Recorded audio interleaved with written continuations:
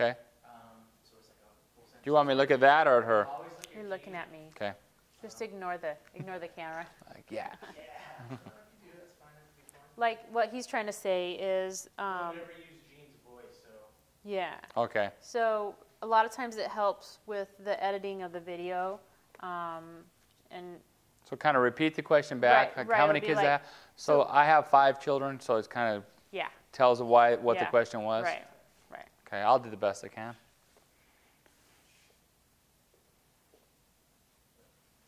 So if I say, tell me about the 1984 season, you can say, well, in 1984, blah, blah, blah, blah. Right. You know, something like Okay. that. So.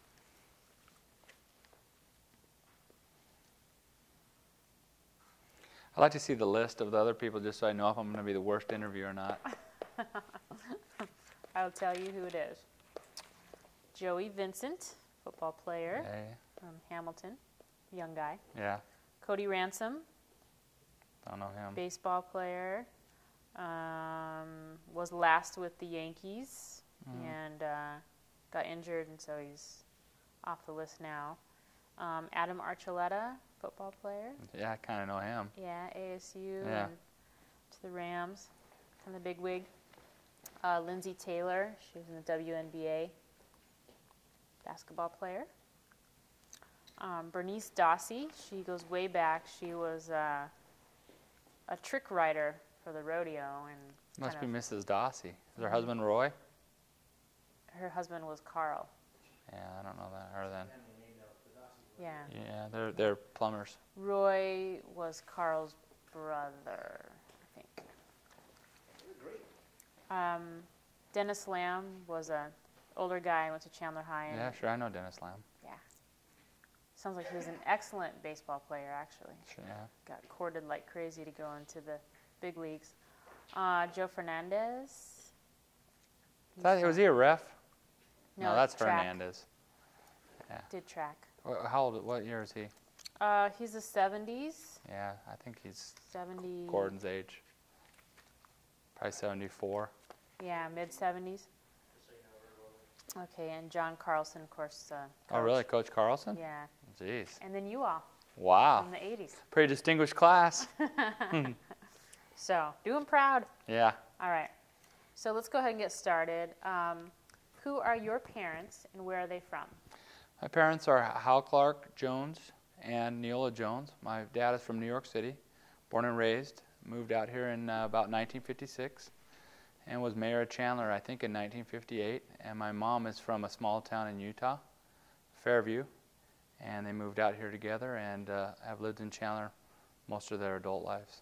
A couple of years, yeah. Like 58 to 60 or I something? think, or 56 to 58.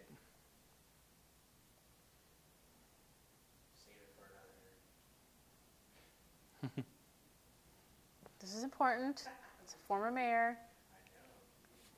Kind of a big deal. Was. Okay.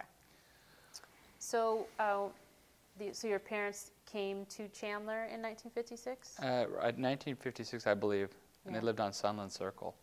What was it that brought them to Chandler? My dad liked the weather out here. Grew up and born and raised in New York City and just liked the fact that the sun shined all the time. So that's what brought him out here. He was an accountant, set up an accounting practice, and most of his clients were the farmers around town and some of the small business owners. What was the name of the firm?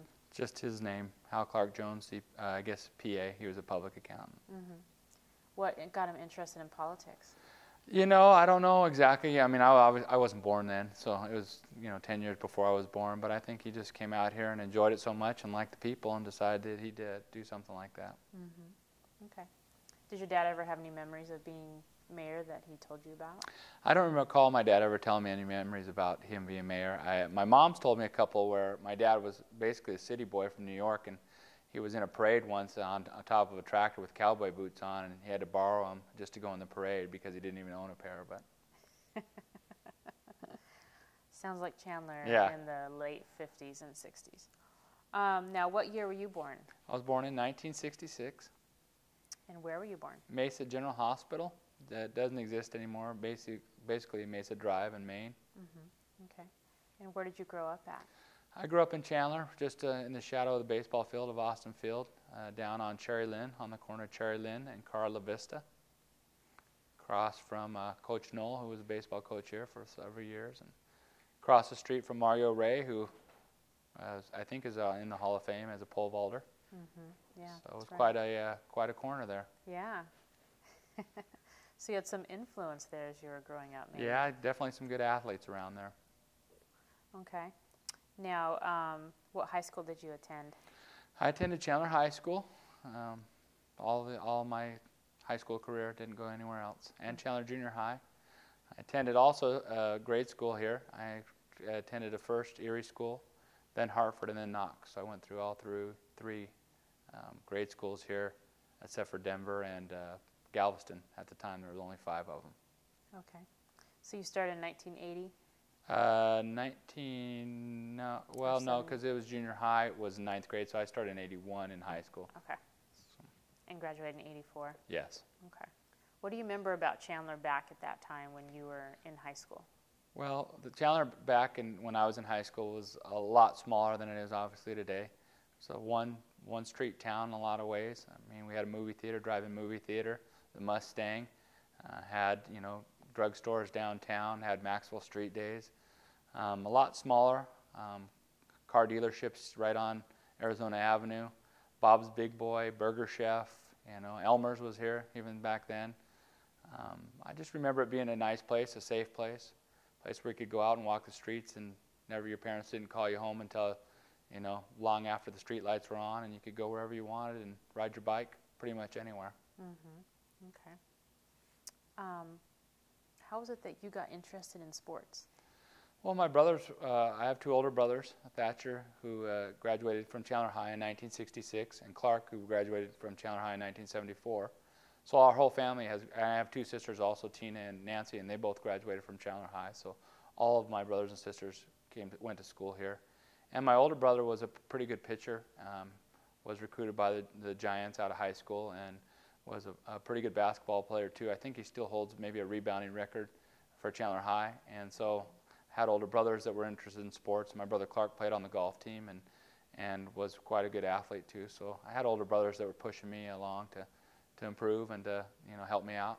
Okay. Now, how was it that you got involved in basketball at Chandler High School? Well, when I started playing basketball in junior high, I played as a little kid. And matter of fact, some of the Chandler High, famous Chandler High football players were my first basketball coaches that I remember. One was Ron Spoon, and the other one was Marty Van Gorder, both on the Chandler High 1978 football team. And they had I guess it was a youth basketball league, you'd call it. And they were my coaches, and I just remember liking them and liking basketball. We played at the old gym. I don't know if it even exists anymore. And we played side to side instead of back and forth on the long court. And just started playing when I was little, and we had a basketball hoop out front and spent a lot of long nights out there late. My parents would pretty much, if I was shooting baskets, I could stay up pretty late. So that allowed me to stay out there a lot and practice a lot. And so that's kind of how I got involved when I was young. Now, did you have any heroes in the basketball world that you kind of idolized when you were little? Well, I idolized some of the guys that you could see on TV. But, the Phoenix Suns is who was the team that I really liked. I liked Walter Davis and Alvin Adams, and even more recently, Jeff Hornacek and those type of players. But we used to go down to McDowell, the fairgrounds, Madhouse on McDowell we called it, where the Suns used to play, and go to the games. And I remember all the players from back then, Ricky Sobers and Don Boozy and Paul Westphal, and I could go on and on about it. So I like the Phoenix Suns were part of. I think they came here the year I was born, and so I grew up with the Suns. And then I used to come to the Chandler High games and watch all the the players play. I remember Dave Woods and Rosie Thomas and all the people that play, Bob Pettit and the class of '76, the Pendergast brothers. So there was a lot of idols, people to follow when you're little here in Chandler, just right here to watch. And so I idolized those guys. Great. What position did you play? I was always pretty tall, so my position was generally, I played center or forward. That was, basically, I played those positions.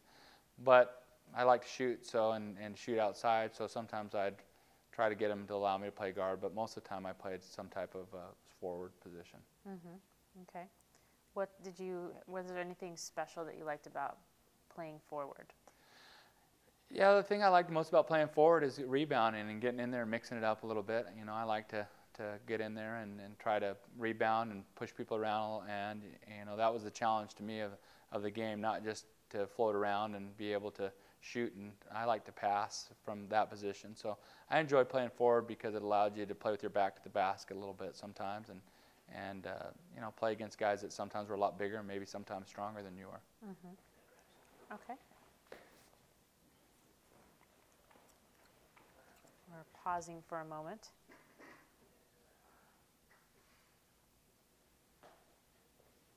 Stay there. Don't leave. Okay. Now, you're in basketball at Chandler High. Who was your coaching staff? Well, before I got to Chandler High, the coaching staff, one of my first coaches that I remember was George Scott, who taught a long time here at Hartford School, elementary school, and he's one that really started me playing basketball a lot and took a lot of interest in it. And then, when I got into ninth grade, we had Coach Jim Clark, who most people are familiar with. He's been here a long time, knew a lot about basketball and a lot of enthusiasm for it. So, he was always a great mentor or coach to be around. He just seemed to like the kids. When I was in JV basketball, I had Coach Cook, Larry Cook, and he was young at the time. I don't remember how old he was, but he's probably in his late 20s, and he was, an excellent athlete and had turned down some pro baseball scholarships to come and coach. So I really enjoyed him as my JV coach, and he, along with Jimmy Walker, were also the coaches. So those were the JV coaches. And then when I played varsity basketball, Coach Partain obviously was around. And Coach Cook and Coach Walker helped him out. Okay. Tell me, what do you remember about Joe Partain? Well, the thing I remember most about Coach Partain is that he was quiet. He wasn't really a yeller. He was like a father that can set you straight with a look without having to say much. He could let you know whether you're doing well or doing poorly, and he didn't really yell a lot. He just could tell you could tell when he was happy by his mannerisms, by his body language, by the way he acted. And he's a guy you wanted to please. You wanted to go out and give your best for because you knew he was working hard at it, and he wanted you to win. He put you in a position to succeed. And he's just a guy that you could really look up to, that you could emulate him in your whole life. I mean, it wasn't just basketball. He was a guy that you could admire in all aspects of his life. And he's just somebody that you'd really love to be around. Did you find that he was kind of easy to communicate with while you were on, playing and he was on the sideline or whatever? Yeah, Coach Partain was a good communicator. He didn't communicate a lot. I mean, I wouldn't call him a talker. I mean, he wasn't a guy that you'd sit down and talk to a long time. I mean, obviously there's an age difference or whatever there, but he's a person that was very precise in what he wanted to do. I mean, I think what comes through with good coaches is, and particularly in Coach Partain, is that he has a good idea of what he wants you to do, and he's good at communicating to you what he wants you to do. And so the communication was always pretty good. I mean, it wasn't one where he'd say something to me and I'd tell him what I thought about it. I mean, I did what he said. We did what he said because we knew he knew what he was doing. So it wasn't a lot of interaction with him. It was more he told us what to do and we did it. Okay. Now describe some of the members of the 1984 basketball team that stand out in your mind. It was an eclectic group of players. I mean, you had most of them were juniors, and Pete was a sophomore. So you had not a lot of expectations going into the season because I was really the only senior that was returning from my junior year. But I remember all of them. I remember I guess starting with Chad Dale. You remember him? He's 6'6", which was very tall at the time, and he was an interesting guy. Wore glasses. Had big glasses like this, and we called him goggles because he wore those around. And he was a fun guy to be around, kind of a jokester. Went up to the ref once, and ref didn't like to call him. Did one of these, to the ref, and made the ref flinch, and got a technical. He was just a joker guy, and so I remember Chad real well. I remember Darren Johnson, who was another senior on the team, a friend of mine who hadn't played his junior year and came out as a senior. And to Coach Partain's credit, gave him a fair chance, and he made the team and really contributed throughout the year. And really a guy that would like to mix it up and, would really play hard and dive for balls. Our two best players were probably Marvin Hill and Pete Partain. Marvin was just a happy-go-lucky, nice guy to be around, just pleasant.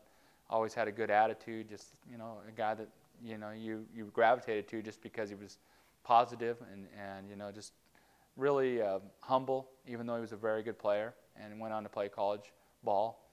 Just easy to be around. And then Pete Partain, the coach's son, was a sophomore, but he was probably the most talented player that I've ever played basketball with. Just had natural ability, just could jump and could shoot, and just a wonderful player, and just a nice, pleasant guy to be around. We really had, a good locker room. There was never any trouble. There was never any fights. There was never any real controversy, which is, I guess, rare.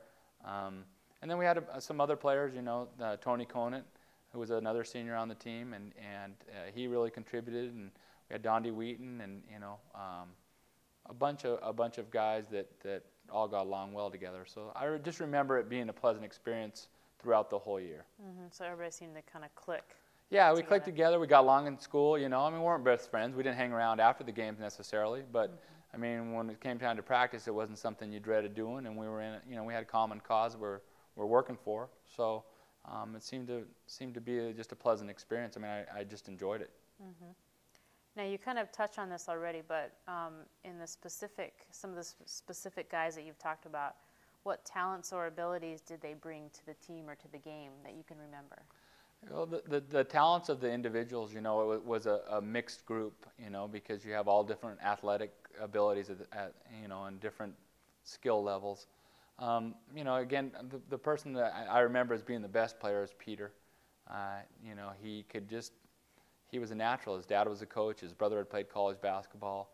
He was a person that instilled confidence and unselfish, even though I think he could have done a lot more personally, to get more points and to make more assists. He was just a guy that was a real team player, and I think that kind of set the tone, even though he was younger and, a sophomore.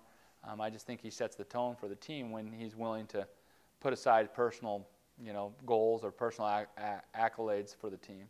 So I remember that about Pete. And then I remember, just Marvin. Marvin could shoot. Marvin could get open. Back then, not a lot of people shot legitimate jump shots like they do now, where everybody does. A lot of people had set shots, and a lot of people couldn't get their own shot. And and Marvin could get his own shot whenever he wanted.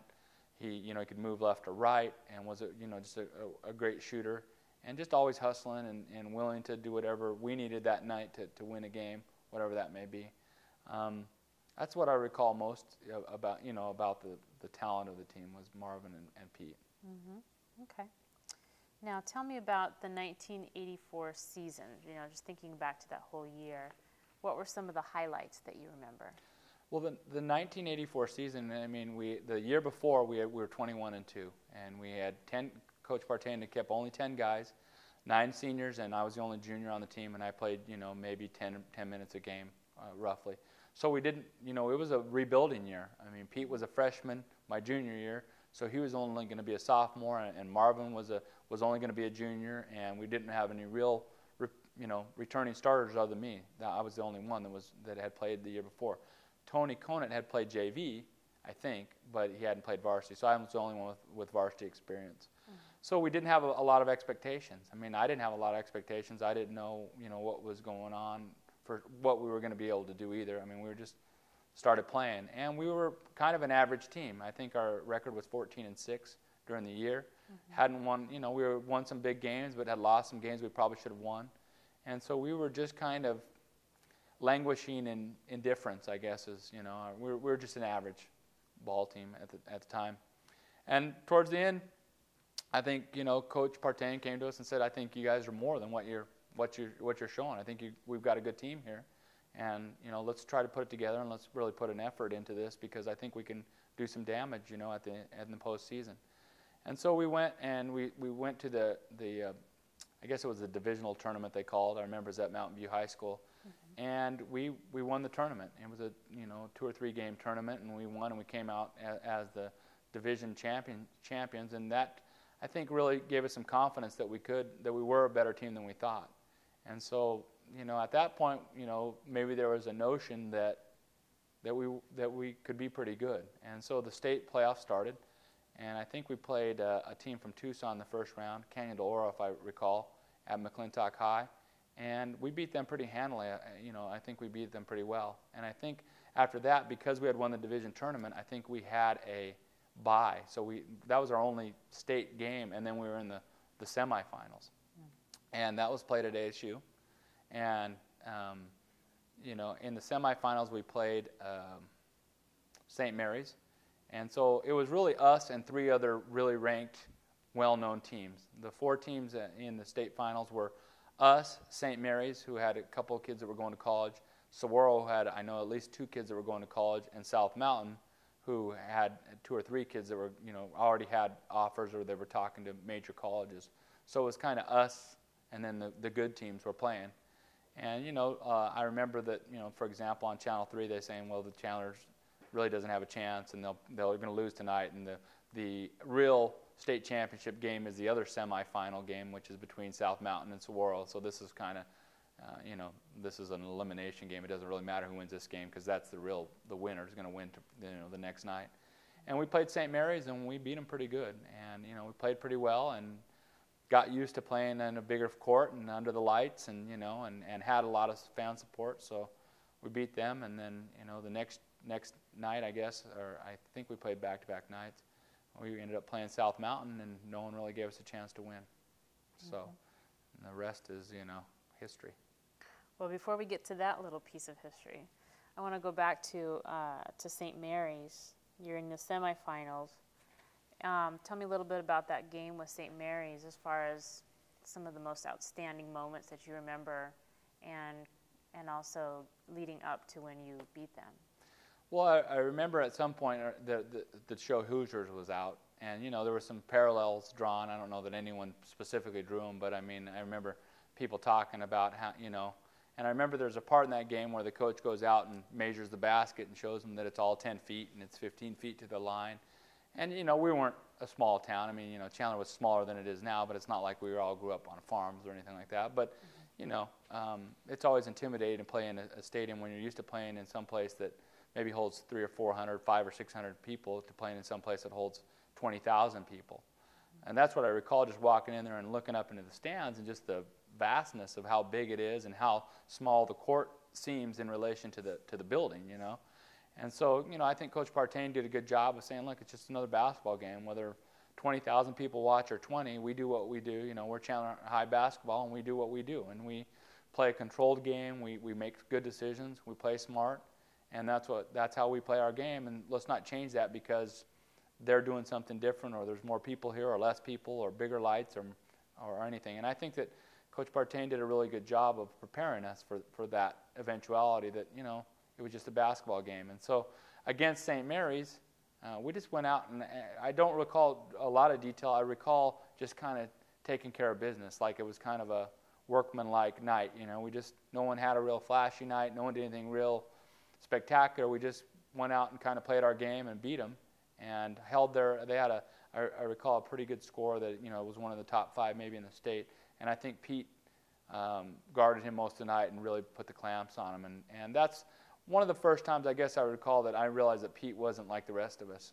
He was a real college basketball player. He wasn't a guy just playing in high school. He was a guy that had a potential to go a long ways, and he was a little different than the rest of us. Okay, so you guys, what was the score? I don't remember. Do you remember? Yeah. Okay.